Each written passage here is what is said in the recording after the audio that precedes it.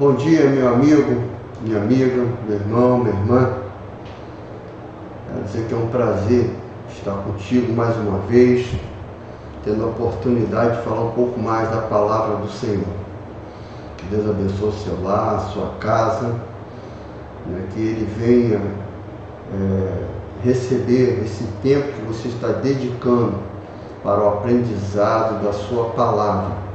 E eu creio que Deus falará contigo nessa manhã. E hoje nós teremos o privilégio de estudarmos a lição de número 9 da nossa revista. Mas antes eu quero já fazer uma oração agradecendo a Deus por essa oportunidade, orando pelo início dessa aula. Se você puder, faça isso comigo no seu lar. Bondoso Senhor, Eterno Pai Celestial, queremos te agradecer por esse momento que tu nos concedes, Senhor, que tu venhas falar conosco através da tua santa palavra, Senhor, certo de que ela nunca volta vazia, antes faz o que lhe apraz. Faz, Senhor, realiza o teu querer sobre nossas vidas neste dia, Senhor. Fala conosco através da tua santa palavra, Pai. Em nome do Senhor Jesus Cristo, nós te agradecemos. Amém e amém. Vamos estar falando para os irmãos.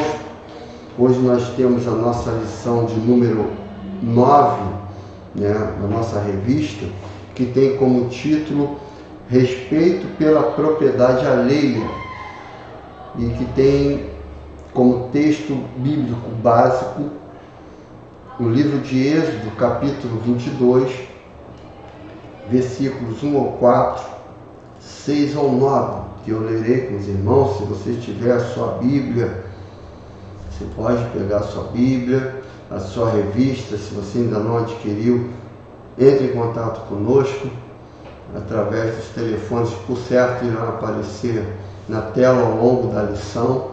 E ainda dá tempo, mesmo porque esse material didático vai servir para você ao longo da sua vida.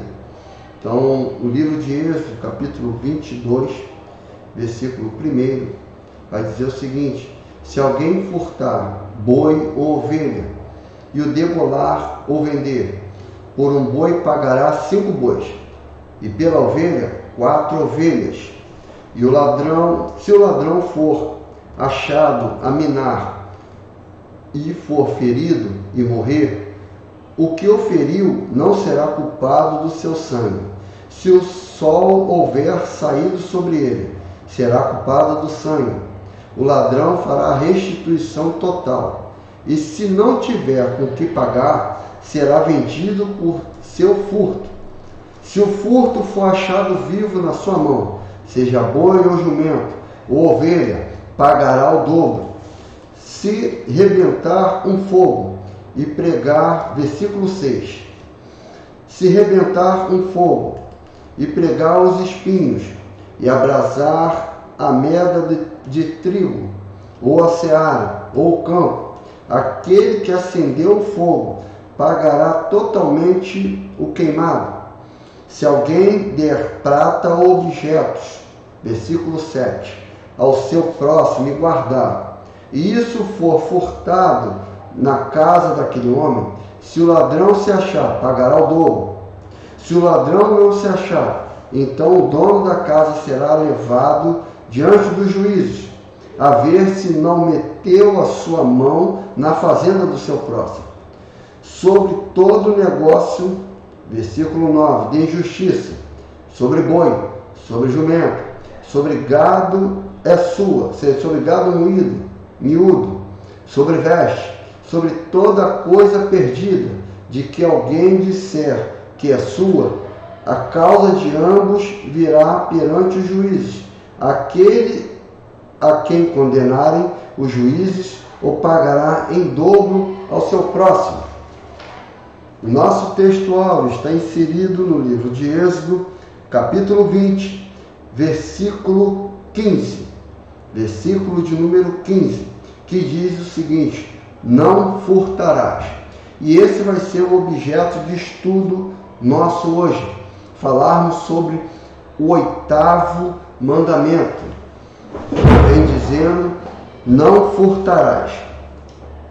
O que significa furtar? Aqui no hebraico, essa expressão é dada como ganab e tem o sentido de furtar, levar furtivamente, sequestrar. Isso, na verdade, é um sentido amplo dessa palavra, porque no sentido estrito do nosso vocabulário em português, o furtar, na verdade, significa apoderar-se de coisa alheia, sem violência, subtrair fraudulentamente. Então, em sentido estrito, o furtar tem a ver com que alguém vai tirar, pegar um bem de outro, um bem alheio, sem violência, sem coação. Vai pegar de maneira, exemplificando, de uma maneira escondida. Ninguém viu, a pessoa pegou e levou. Né?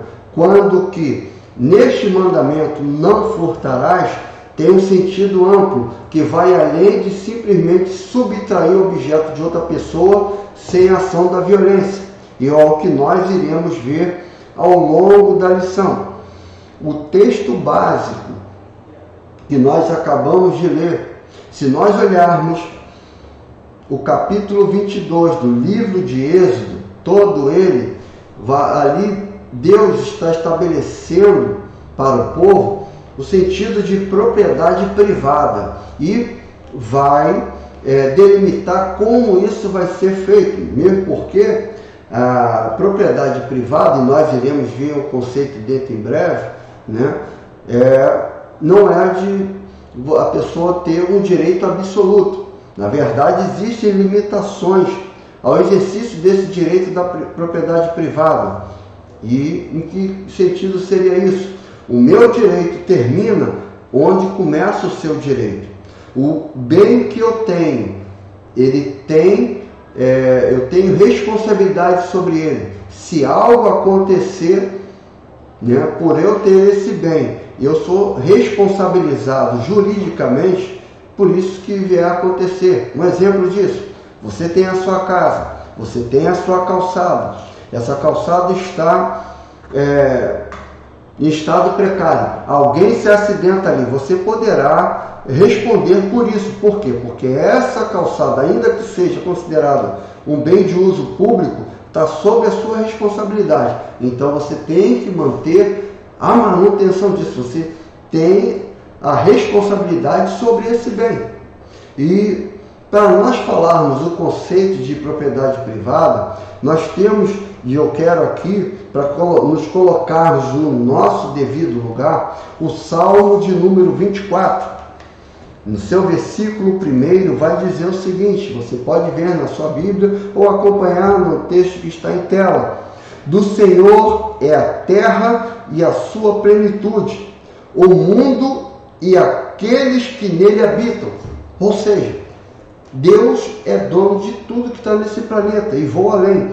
Deus é dono de todo o universo, de tudo que está dentro e inserido nele. E no caso concreto, no caso especificamente do planeta Terra, todo qualquer bem material, toda e qualquer porção de terra, todo e qualquer ser vivente, quer seja macroscópico como nós, né, seres humanos, coroa da criação, quer seja todo e qualquer animal, vegetal, quer seja até mesmo os seres microscópicos que têm vida.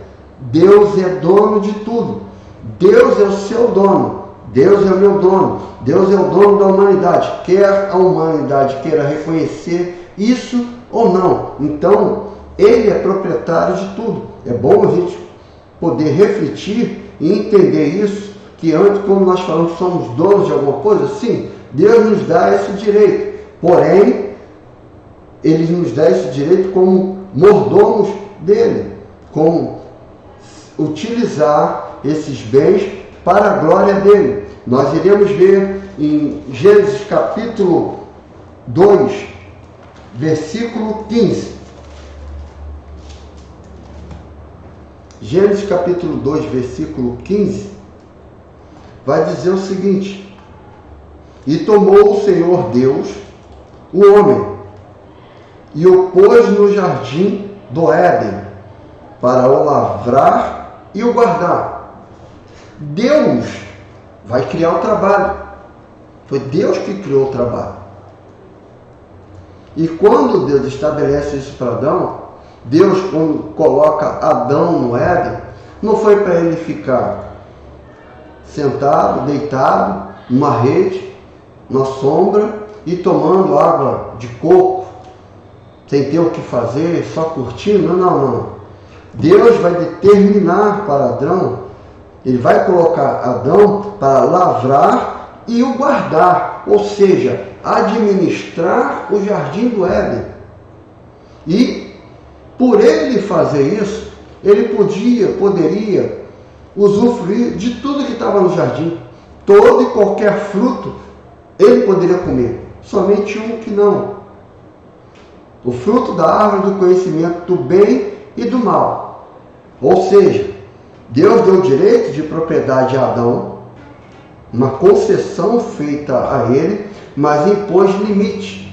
Lembra que a gente estava falando agora sobre propriedade privada? As limitações. Deus estabeleceu uma limitação a Adão. Até aqui você vai. Daí para lá é comigo. Então me obedeça. E vai estabelecer. A hora que você descumprir isso, certamente você morrerá. A hora que você comer esse fruto do conhecimento do bem e do mal, certamente morrerás. E na verdade, quando a Eva vai comer o fruto e Adão vai comer o fruto, o que eles vão estar descumprindo? Além de estar desobedecendo a Deus, vão estar furtando.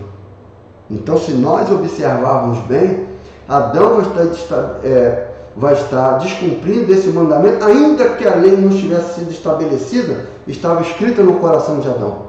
Deus já estava colocando isso implícito nele, e já estava estabelecendo esse limite. E quando ele pega, aquilo ali era do Senhor. Era algo reservado para o Senhor. E ele vai romper esse limite. E rompendo esse limite, o que vai acontecer com Adão? Vai ser expulso do jardim do Éden.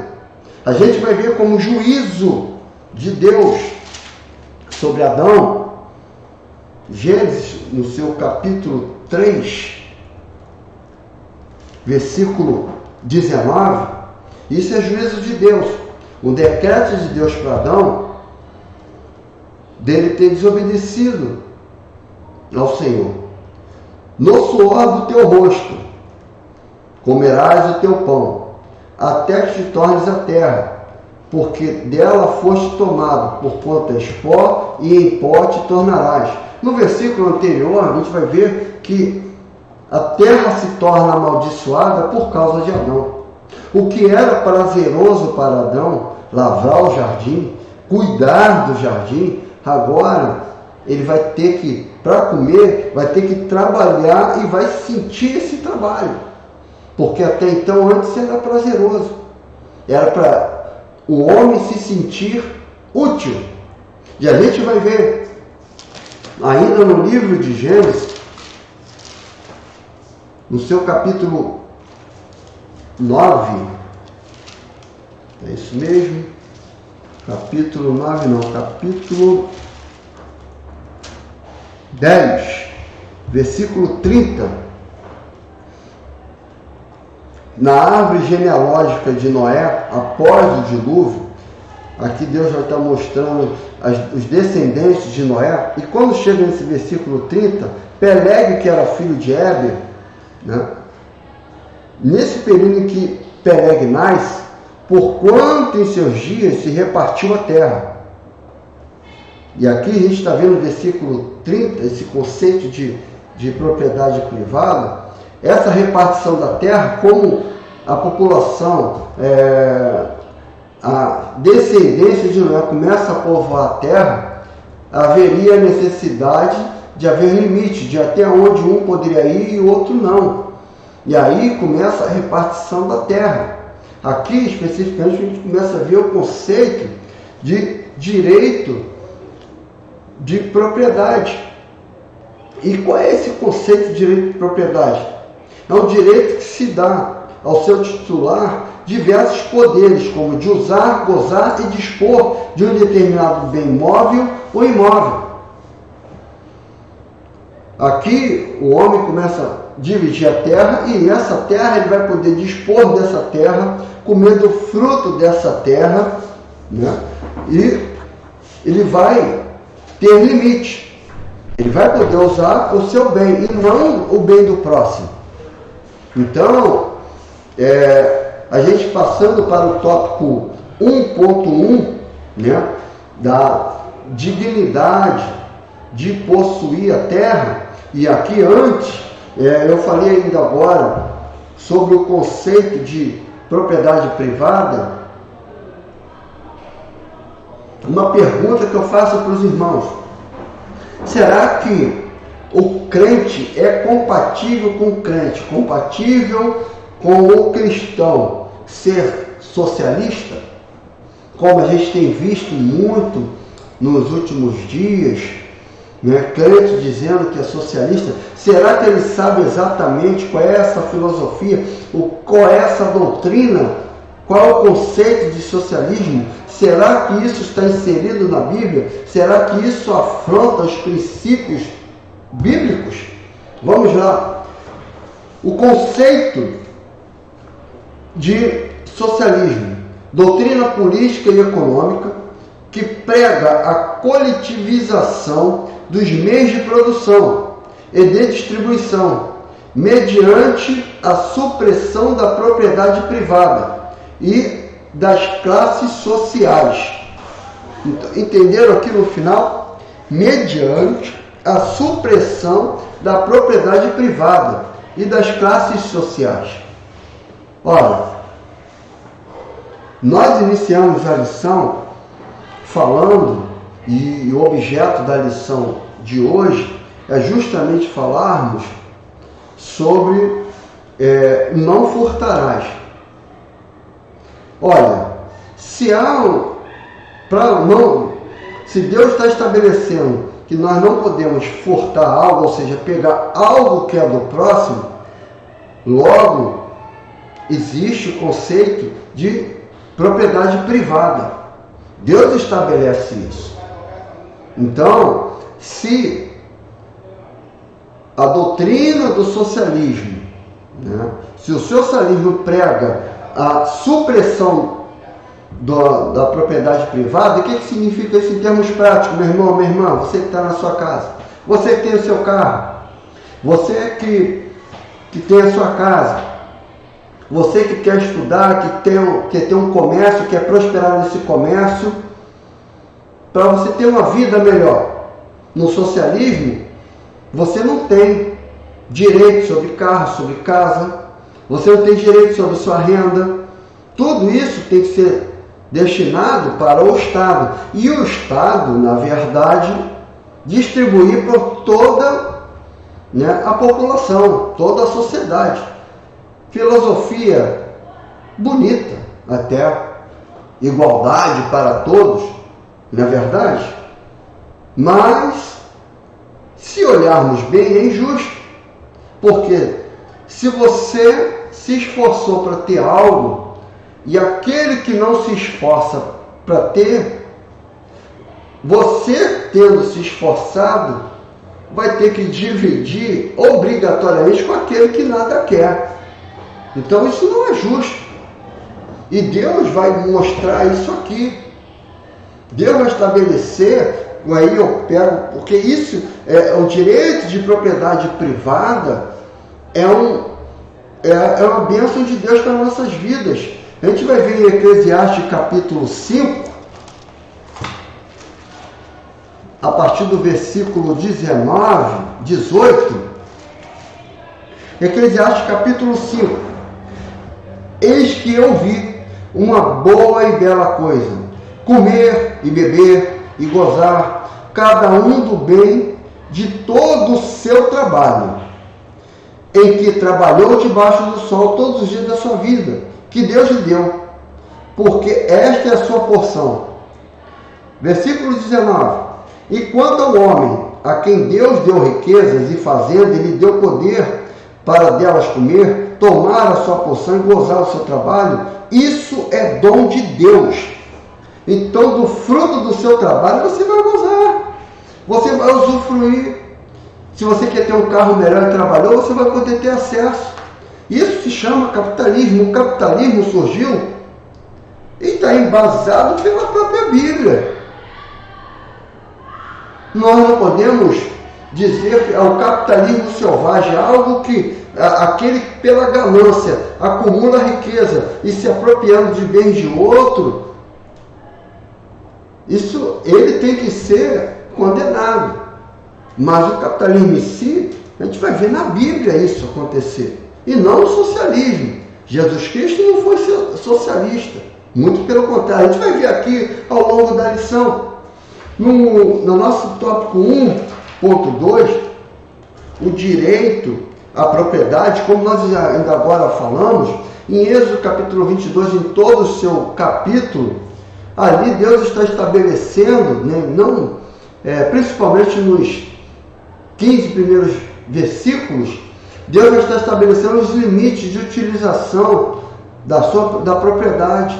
Quem não poderia, vai falar sobre o furto do animal. Ali Deus está estabelecendo, falando sobre o animal, sobre a plantação, sobre o que foi emprestado e foi danificado, sobre esse direito de posse. Deus está estabelecendo esse direito da propriedade. Lembra que o povo sai do Egito, era um povo, existia uma terra a ser ocupada, e para se tornar uma nação, era necessário ter leis, e Deus está estabelecendo leis e limites para essa população, para esse povo, sabendo até onde poderia ir, vai dar direitos para ele, vai dar direito à propriedade da terra. E aí, eu quero falar para os irmãos, que até gente aí que defende, movimento sem terra, vão invadir a terra, a propriedade privada do outro, porque está improdutiva, não está improdutiva. O que Deus vai falar sobre isso? Alguém vai tentar se utilizar e dizer que Deus coloca o povo de Israel numa terra que já tinha proprietários.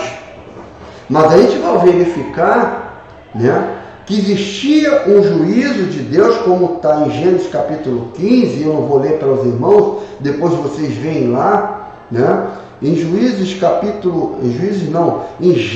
capítulo 15, a partir do versículo 13, Deus vai falar com Abraão, no 13 e no versículo 16, que esse povo iria ficar no Egito, e depois sairia com o despojo do Egito, e que no tempo determinado eles iriam ocupar a terra de Canaã, mas que a medida de iniquidade dos amorreus, ou seja, dos povos cananeus, ainda não tinha chegado ao limite. Deus está dando oportunidade a esses povos cananeus de sair da idolatria, de buscar o Senhor. Deus vai dar em torno de 600 anos de oportunidade para eles. Como eles não se arrependem disso, e Deus, de acordo com a sua presciência, sabia disso, e não como determinismo, esse povo de Israel vai sair do Egito, vai caminhar no deserto durante 40 anos, e nós conhecemos essa história, e vai ocupar a terra de Canaã.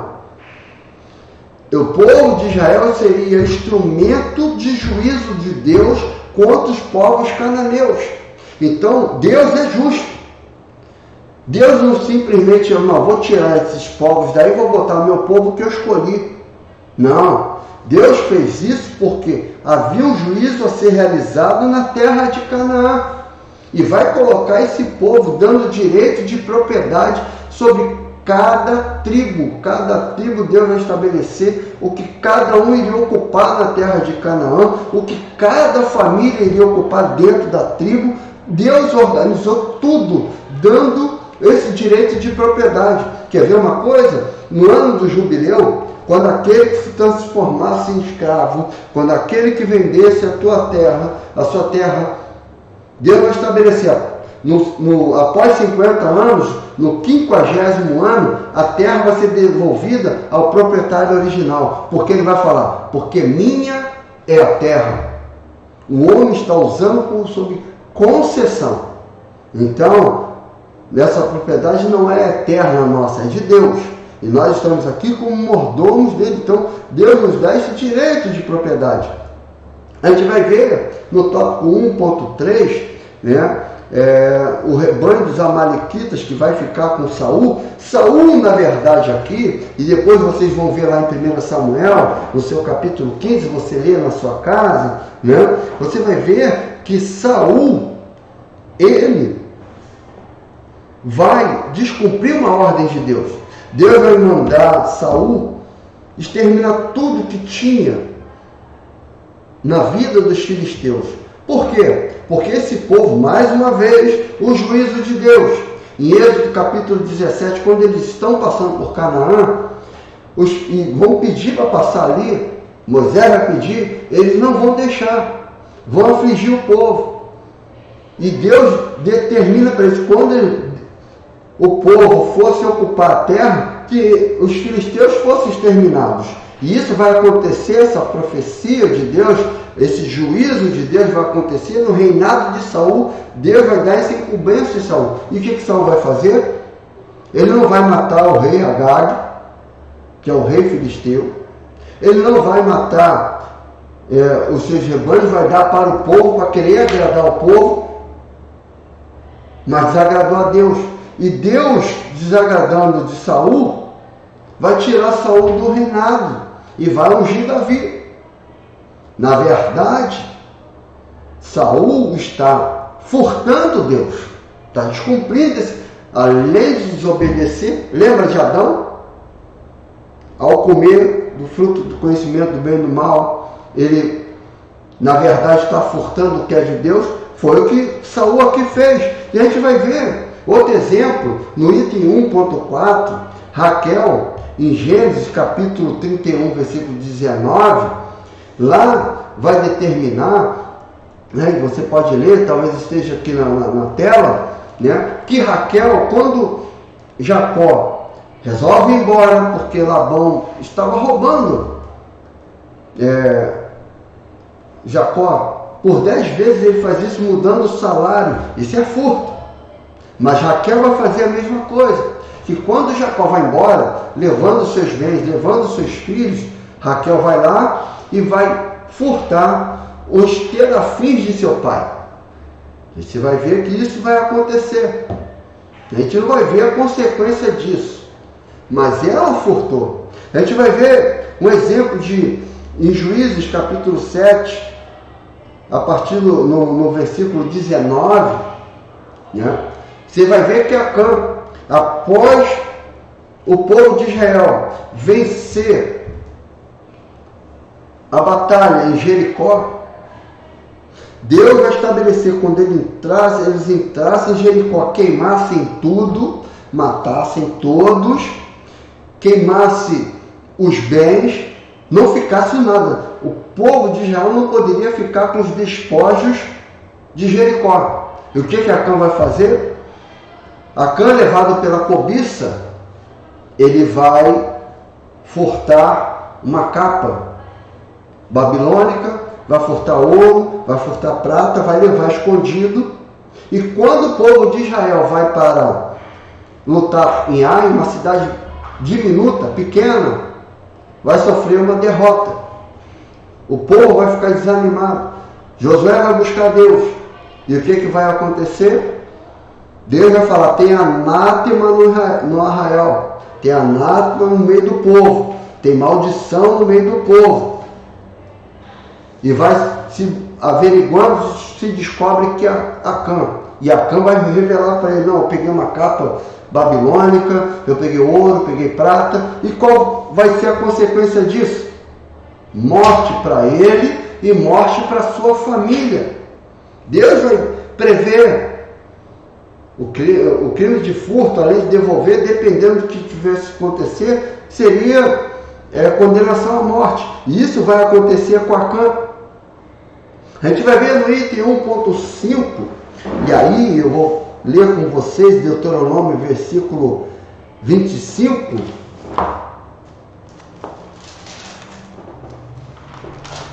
E isso se aplica às nossas vidas nos dias atuais, irmãos. Você que é comerciante, cuidado. Cuidado. Seja honesto.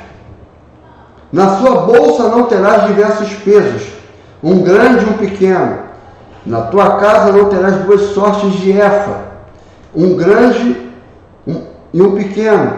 Peso inteiro e justo terás, efa inteiro e justo terás, para que se prolongue os teus dias na terra, e que te dará o Senhor teu Deus, porque abominação é ao Senhor teu Deus todo aquele que faz isso, todo aquele que faz injustiça.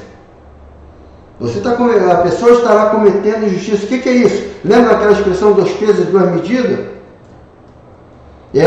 Esse peso pequeno, peso grande, na verdade, que aqui na melhor tradução está querendo dizer o seguinte: eu tenho um peso que equivale a 1 quilo. Hoje em dia as balanças são eletrônicas, mas até bem pouco tempo atrás, no passado, e talvez algumas feiras ainda existem isso, aqueles pesos que equivale a 1 quilo, o peso que equivale a meio quilo, peso que equivale a 2 quilos, a balança desde para um lado como para o outro, né?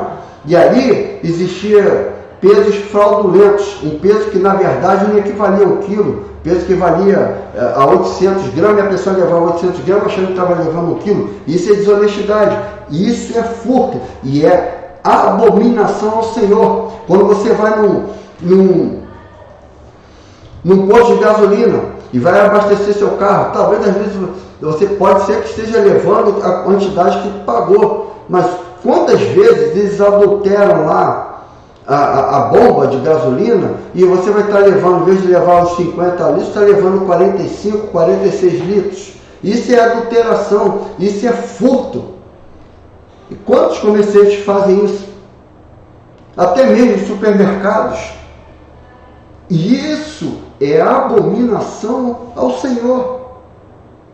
O não furtarás, como está no tópico 1.6 aqui da revista, Êxodo capítulo 21, versículo 16, vai dizer o seguinte, né? E quem furtar algum homem e o vender, e for achado na sua mão, certamente morrerá. Se você pegar a tradução NVI, vai dizer, e quem sequestrar algum homem, alguma pessoa, então esse não furtarás, sentido amplo, como eu falei no início da lição, o sequestro está envolvido no não furtarás. O sequestro também está envolvido. No item 1.7, Acabe, tem aqui a história de Acabe. Acabe queria a vinha, né? Está lá no livro de Reis, depois você vai ler, livro de Reis capítulo 21. Nabote tinha uma vinha, e Acabe queria essa vinha, tentou comprar. Nabote disse que essa vinha era herança de família, era dali que saiu o fruto do seu trabalho, não queria vender. Acabe fica triste. O que vai acontecer com Jezabel? Jezabel vai simplesmente maquinar algo, vai mentir, dizendo que Nabote, ele blasfemou contra Deus, Nabote vai ser apedrejado e Acabe vai ficar com essa herança. Deus vai enviar Elias e vai dar um juízo sobre Acabe, porque Acabe furtou, juntamente com Jezabel, e vai dizer lá que vocês, assim como os cachorros lamberam o sangue de Nabote, Elias, você, nesse mesmo lugar, seu sangue vai ser lambido pelos cachorros, pelos cães, e Jezabel terá seu corpo comido pelos cães. E isso vai acontecer. Essa profecia vai acontecer. Por quê? Porque o furto é abominação ao Senhor. Os profetas, Deus vai usar os profetas. Deus vai usar, por exemplo, e eu vou dar um único exemplo aqui, e nós temos lá em Amós, lá em Miqueias, e eu vou pegar Malaquias 3:8. Malaquias 3:8, que vai dizer o seguinte, olha só, roubará o homem a Deus? Todavia, isso é Deus falando. Vós me roubais e dizeis, em que roubamos?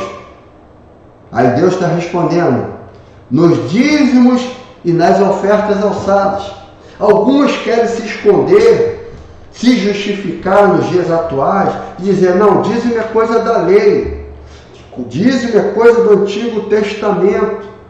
A gente vai ver que Abraão e Jacó, que não estavam debaixo da lei, dizimaram ao Senhor.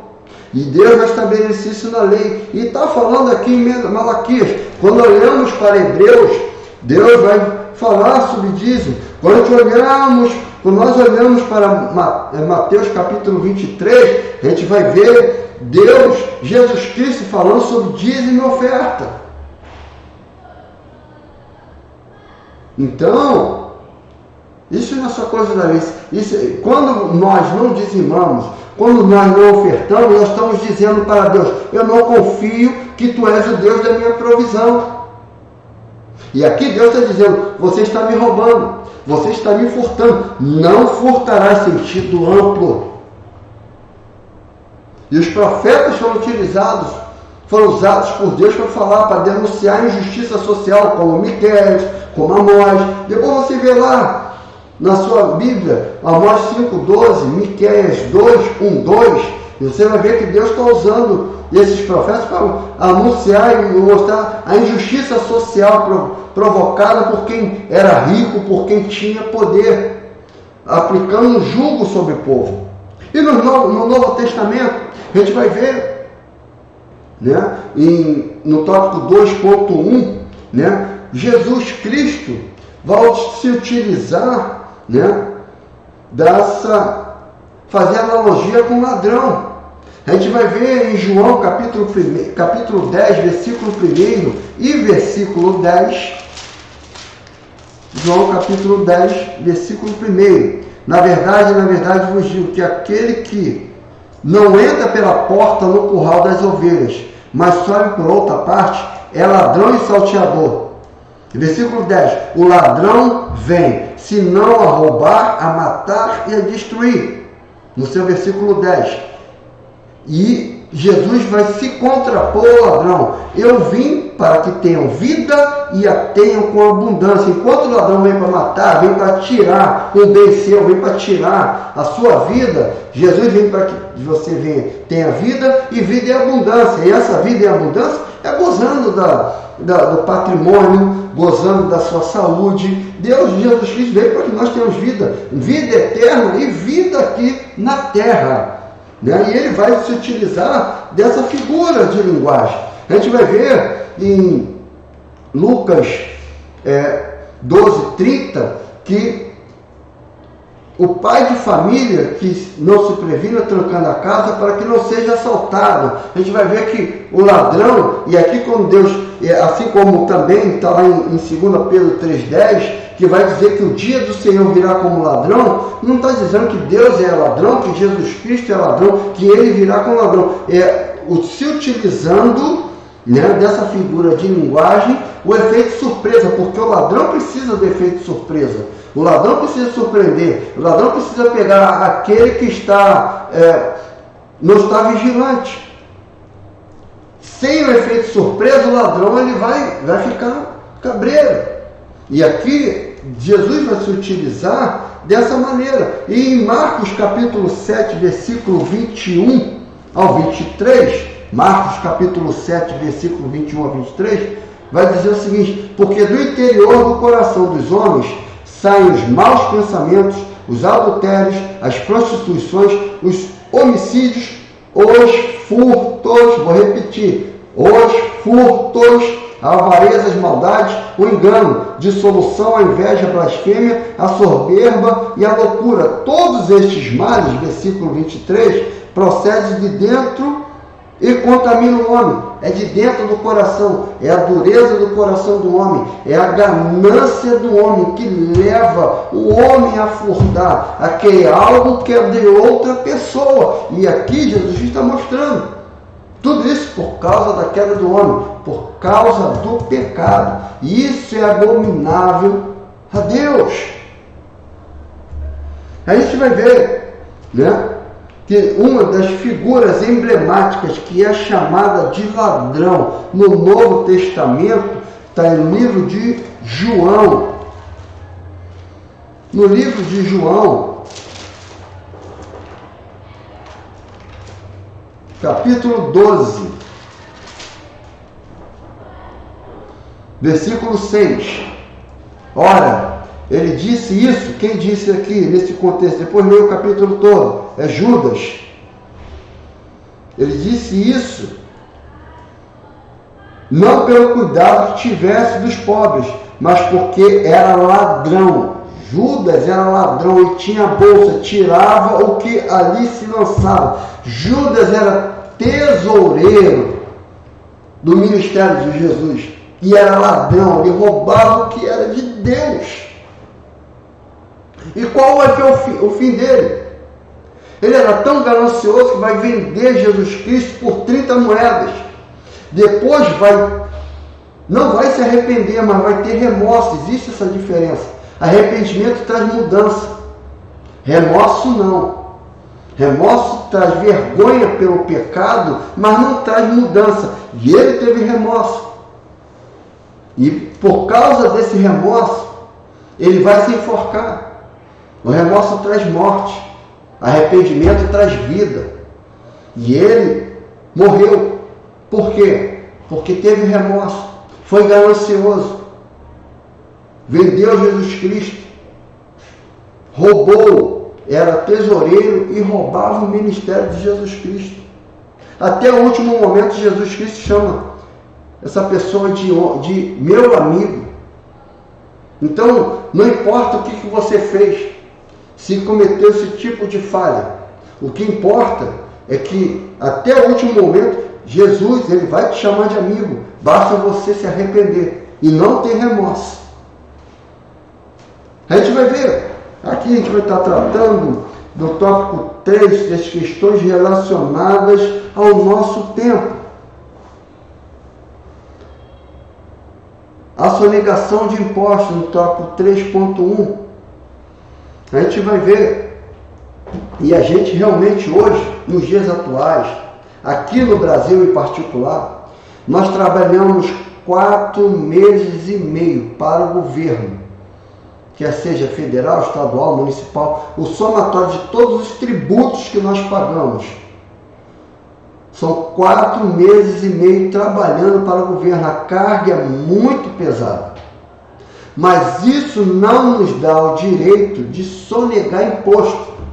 E eu vou pegar qual é o posicionamento de Jesus sobre isso, sobre a sonegação de impostos. Mateus capítulo 17, versículo 24 ao 27. Mateus capítulo 17,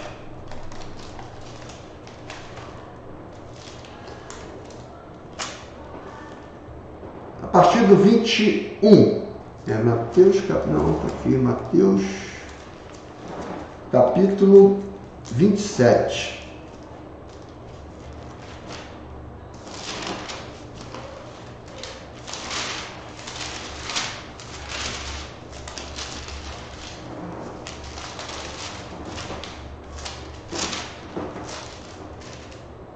Mateus capítulo 17. Nosso amigo Davi aqui está se virando nos 30 comigo, né, Davi? Mateus capítulo 17, versículo 24.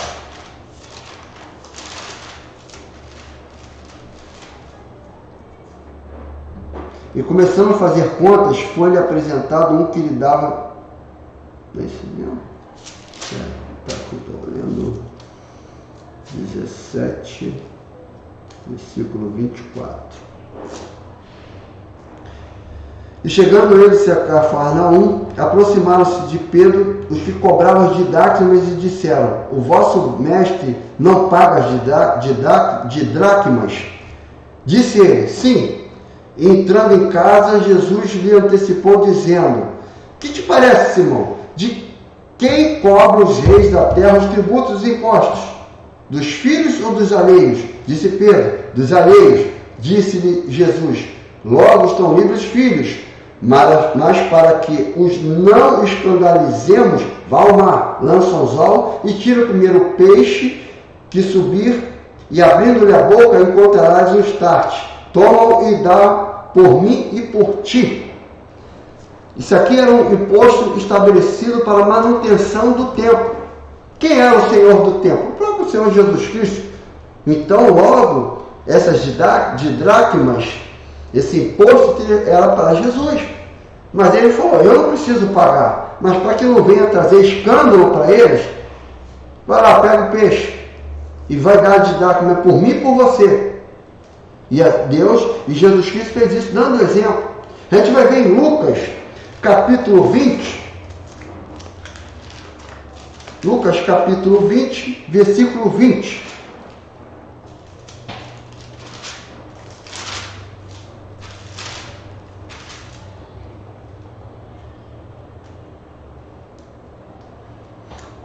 Aqui nessa passagem, a partir do versículo 20, a gente vai ver que tinha os espias que queriam fazer a pegadinha com Jesus, por assim dizer.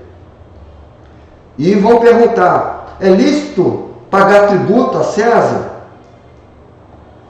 Existia uma grande divergência entre os judeus e romanos, porque o Império Romano dominava, inclusive Israel naquela época.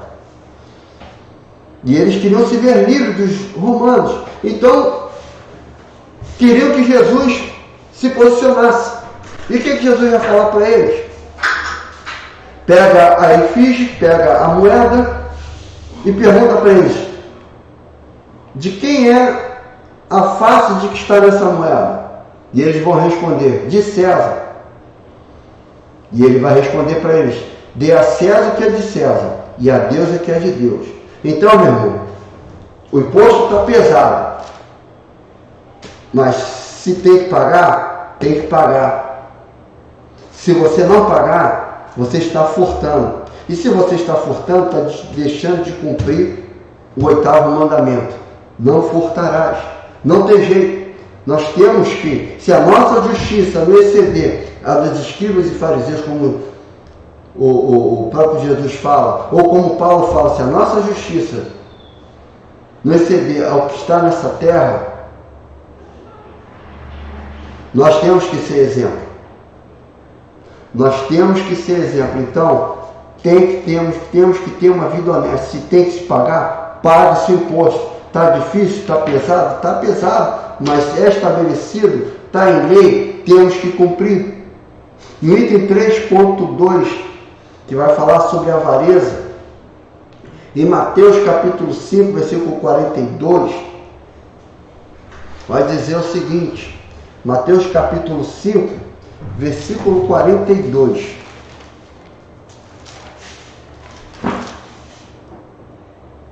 Dá a quem te pedir, e não te desvies daquele que quiser que lhe empreste. Quem Jesus está falando aqui no Sermão da Montanha? Ele está ensinando a nós não sermos avarentos, e sim generosos. Mas não significa que você tem que dar tudo que tem para todo mundo e para qualquer pessoa. Não significa que você tem que dar todo mundo que te pedir emprestado, tem que sair te pedindo emprestado. Não. Você tem que ter prudência. Se a pessoa é a caloteira nata, a pessoa que nunca paga o que deve, você vai emprestar? Não. E por que não vai emprestar? Porque você vai estar ajudando essa pessoa.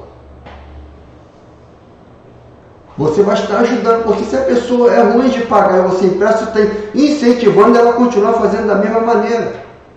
Todos os pedintes, você vai ajudar todos? A gente sabe que tem muita gente necessitada. E aí você tem que ter esse equilíbrio. Saber o momento certo de poder ajudar alguém. Senão, você pode provocar um desequilíbrio e incentivar a pessoa a nunca querer trabalhar e viver somente daquelas migalhas que recebe. Então nós temos que ter, mais do que ajudar, quer ajudar, ajude, mas ajude muito mais ainda, tentando de alguma maneira, fazendo com que essa pessoa possa viver através do fruto do seu trabalho. porque isso é agradável a Deus. O que nós não podemos fazer com a justificativa de não incentivar a pessoa a ficar acomodada, é nós nos fecharmos o nosso coração e não querer ajudar ninguém. Em 1 Timóteo capítulo 6, versículo 10, 1 Timóteo capítulo 6, versículo 10. Porque o amor do dinheiro é a raiz de toda espécie de males. E nessa cobiça alguns se desviaram da fé e se transpassaram a si mesmos com muitas dores. Jesus Cristo, quando vai falar em Mateus capítulo 6 sobre a ansiedade, nos versículos anteriores ao versículo 25, ele vai falar lá o seguinte, que ninguém pode servir a dois senhores, a Deus e a Mamon. E a Mamon aí é o dinheiro. O dinheiro, nós não temos que ser escravos do dinheiro. As finanças estão para nos servir. Muito pelo contrário, tem que ser como instrumentos de bênção para nossas vidas. As finanças, o dinheiro tem que servir para que Deus seja glorificado em nossas vidas, para ajudar o próximo, sim, para sermos generosos, para que nós possamos desfrutar de bens, sim, mas para que nós possamos ser generosos. Porque quando nós não fazemos isso, quando nós nos tornamos gananciosos, nós queremos adquirir bens a qualquer custo e acabamos furtando. Na verdade, quando a pessoa é gananciosa, quando a pessoa é avarenta, em Colossenses, eu não vou ler para vocês, mas em Colossenses 3:5 é comparada a avareza à idolatria. Então, o avarento, ele não só está descumprindo o mandamento, o 8º mandamento, que é não furtarás, como está sendo idólatra. Ninguém pode servir a dois senhores, a Deus e a Mamon. O avarento, ele serve a Mamon, ele serve ao dinheiro, ele se torna escravo do dinheiro, ele se torna materialista. E ser materialista, você está sendo pecador. E eu vou concluir a lição nesse momento, né? E nós falamos aqui sobre esse mandamento, não furtarás.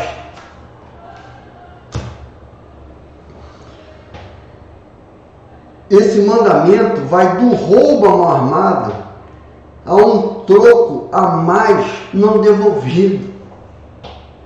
Se você vai no mercado e paga, e a caixa simplesmente erra no troco e dá a mais para você, e você vê e não devolve, você está furtando. Se você acha algo, alguns dizem aquele ditado, achado não é roubado, quem perdeu foi relaxado. E você acha, não se empenha para tentar descobrir quem foi que perdeu e fica achando que se deu bem, você está furtando isso. Se você pede algo emprestado, uma caneta que seja emprestada a alguém, e não devolve para esse alguém, e sabe que tinha que devolver, a canetinha, você está furtando. Se você faz aquele gato bonito lá na sua casa, para poder, agora está começando a esquentar, usar seu ar-condicionado, né? Isso é furto, pelo Código Penal e, pior de tudo, pela lei de Deus. Se você usa um aplicativo para pegar o Wi-Fi do vizinho ou de quem quer que seja, é furto. Você está pecando. E vou além. Se você pega emprestado, pediu emprestado dinheiro e não paga, é furto. Teve um contratempo, se justifica com a pessoa. Se você pagou Se você contratou uma prestação de serviço, a pessoa executou esse serviço e você não pagou, você furtou. Está duro, né, meu irmão? Mas é verdade. Se você que é prestador de serviço recebeu o dinheiro para prestar o serviço ou para vender um bem e não entregou o bem e não executou o serviço, você furtou. Tantas outras coisas, pirataria é furto. Você está roubando direitos autorais. Para você ver, meus irmãos, vocês verem que não furtarás, 2 palavras apenas tem uma profundidade muito grande em nossas vidas. E eu vou dizer uma coisa para você. A quebra desse mandamento, desse 8º mandamento, não furtarás, é uma possibilidade que está muito próxima de qualquer um de nós no dia a dia. Se nós não nos policiarmos, vamos estar quebrando esse mandamento cotidianamente. Se você que foi parado numa blitz, está com seu carro com documento vencido, oh meu Deus, e pagou a propina para o policial, ele é corrupto, e você também está sendo corrupto, e está furtando, sim, você seria multado, teria uma multa para pagar, não vai pagar multa, então você furtou os cofres públicos, além de estar dando um péssimo testemunho. Eu não quero terminar te batendo em você, não, muito pelo contrário, eu creio que você se esforça para fazer o melhor, e é dessa maneira. Mas se você, em algum momento, adotou essa prática e não percebia que estava fazendo, que era errado, porque isso se tornou cultural na nossa sociedade em que vivemos, deixe essa prática. Se você não estava praticando isso, parabéns, continue, você está no caminho certo. Mas nós temos que cumprir esse mandamento. Não furtarás. Vai além do que você adquirir, pegar, subtrair um bem de um outro, de uma outra pessoa. Vai além disso. É um conceito muito amplo que nós tivemos a oportunidade de falar e mencionar neste momento. E eu quero terminar abençoando a sua vida, abençoando a sua família e dizer que vale a pena cumprir a palavra de Deus, vale a pena se esforçar. Se em algum momento você errar, lembre que você tem um advogado no céu, Jesus Cristo, o justo, mas é necessário arrependimento, que Ele está intercedendo por mim e por você no céu. Que Deus abençoe a sua casa, que Deus abençoe a sua família, rica e abundantemente. E eu termino orando por você, agradecendo a Deus por essa oportunidade, pela palavra dEle. Pai amado, Pai querido, te adoramos por esses momentos, esses minutos que tivemos na Tua presença, aprendendo da Tua palavra, Senhor. Senhor, a quebra deste mandamento está tão próxima de nós, Senhor. Se nós não estivermos vigilantes, poderemos quebrar este mandamento, Senhor, de alguma maneira como nós falamos aqui. Mas pedimos a Ti que Teu Espírito Santo sempre esteja nos guiando, Senhor. Sempre esteja, Senhor, falando conosco, nos orientando, Senhor. Nos disciplinando, Pai. Que possamos estar sempre sensíveis à Tua voz, Senhor. Abençoe, Senhor, cada família, Senhor, representada, que está vendo e ouvindo, Senhor, esta lição nesse momento, Senhor. Visita o lar dos Teus filhos, Senhor. Que o caráter cristão, Senhor, venha ser exaltado sobre a vida deles, Pai. Que eles possam pregar o Evangelho com as suas vidas, Senhor. E se necessário for, usar a tua palavra, Pai. Cura dos teus filhos, Senhor, para a glória do teu santo nome, em nome de Jesus. Amém e amém. Deus te abençoe rica e abundantemente.